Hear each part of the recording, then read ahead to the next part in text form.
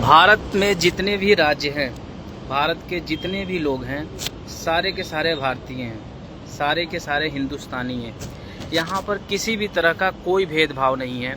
आज मैं जहाँ खड़ा हूँ, यहाँ पर बहुत सारी कंपनीज हैं जो आईटी सेक्टर से हैं, और इन बड़े बड़े इमारतों में देखेंगे, बड़े बड़े इन बिल्डिंगों में देखेंगे तो यहाँ पर काम करने वाले लोग सिर्फ एक राज्य के नहीं हैं, वो अलग अलग राज्यों के हैं, अलग अलग भाषाएं जानते हैं, अलग अलग उनकी खान पीन है, लेकिन यूनाइटेड है।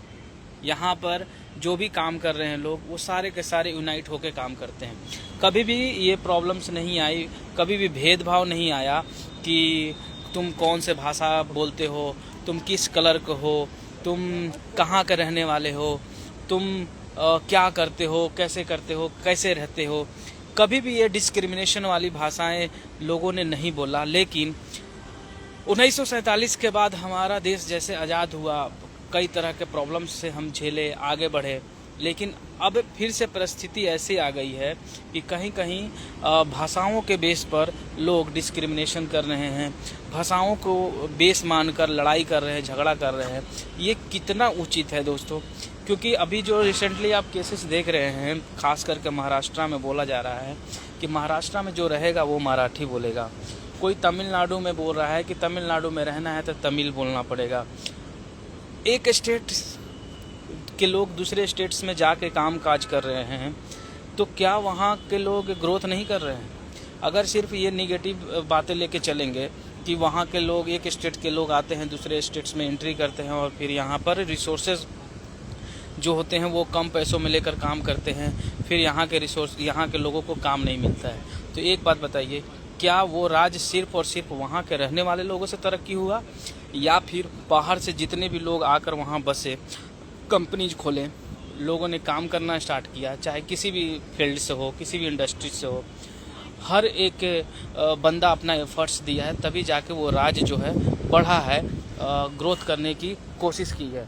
लेकिन ये कैसे ऐसी समस्या आ गई भाई कि लोग बोल रहे हैं कि भाषा पर, महाराष्ट्र में मराठी बोलने पर, जैसे राज ठाकरे जी ने एकदम पूरा का पूरा वो अभियान चला दिया है कि यहाँ पर रहना है तो भाई मराठी भाषा को ही उपयोग करना पड़ेगा। कई ऐसे वीडियोज वायरल हुए, कई ऐसे वीडियो सामने आए लोगों के सामने, जहाँ पर लोग डिस्क्रिमिनेशन वाले लोग भेदभाव देख रहे हैं कि किस तरह से लोग ये चीज़ें कर रहे हैं। आप देखिए कितनी सुकून है यहाँ पर, कितनी शांति व्यवस्था है।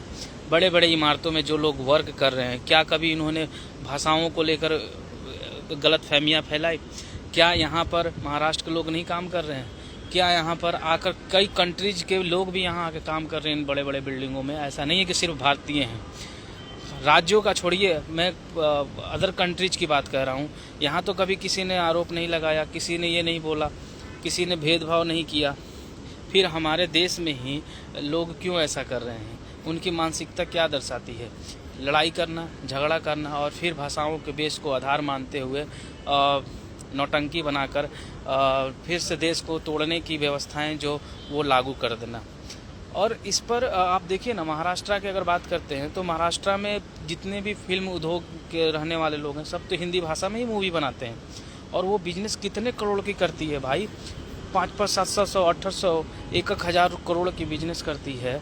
और सिर्फ एक नहीं, आप जितने भी टीवी सीरियल्स देखें, मूवीज़ देखें, मतलब हर एक चीज़ जो है वो हिंदी में बनाई जा रही है। और फिर हिंदी से इतनी नफरत क्यों? आप वो छोटे गरीब लोग जो जाके वहाँ काम कर रहे हैं, उनको आप मार रहे हो, भगा रहे हो, उन पर सवाल क्वेश्चन उठा रहे हो, लेकिन उन बड़े बड़े तमाम लोग जो पैसों वाले हैं, जो वहाँ की व्यवस्थाओं को उन्होंने अपना योगदान दिया है उन व्यवस्थाओं में चलाने के लिए, और फिर आप क्वेश्चन उठा रहे हो।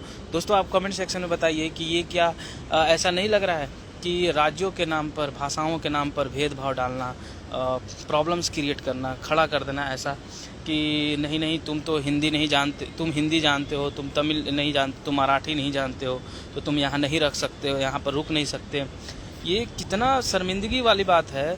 लोग क्या कहेंगे कि आज बदलता भारत में फिर से भाषा को बेस मानकर आप लड़ाई झगड़ा कर रहे हो, ये कहाँ का मतलब नियम कानून है भाई, कहाँ का लिखा हुआ है?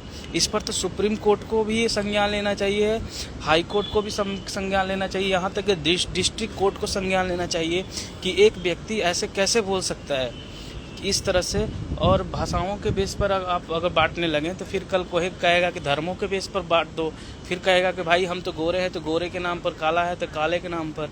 मतलब हर एक चीज़ में डिस्क्रिमिनेशन इतनी बड़े बना दो, इशूज इतने बड़े क्रिएट कर दो कि प्रॉब्लम्स ही प्रॉब्लम्स आने लगे।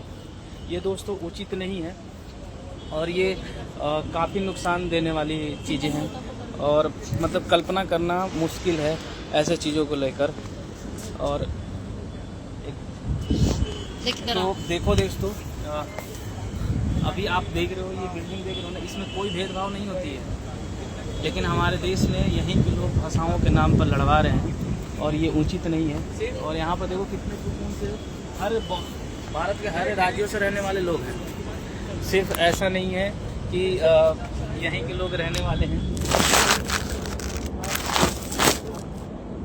तो हम लोग भी सब दोस्तों काम ऐसे ही करते हैं, मिल के रहते हैं। तो आप कमेंट सेक्शन में बताइए दोस्तों आपका राय क्या है। और आप देख रहे द संतोष वॉइस। तो ठीक है दोस्तों, नमस्कार, मिलते हैं फिर नए वीडियो में। आप ज़रूर कमेंट सेक्शन में अपना